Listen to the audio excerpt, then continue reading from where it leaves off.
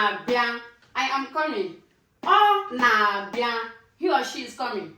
Ị na-abịa, you are coming. Anyị na-abịa, we are coming.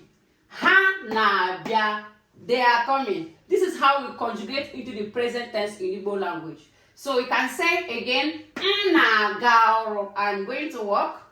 Ọ na-aga ọrụ, he or she is going to work. Ị na-aga ọrụ, you are going to work. Anyị na-aga ọrụ, we are going to work. Ha na-aga ọrụ, they are going to work.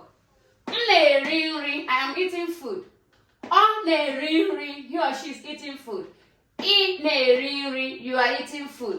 Anyị na-eri nri, we are eating food. Ha na-eri nri, they are eating food. Down and so on. Now, how do you say you plural? You plural, that's you all in Igbo. Gịnị ka a na-akpọ ya n'Igbo? Dere m ebe a, you all in Igbo. Ngwa ka ọ dị ebe a.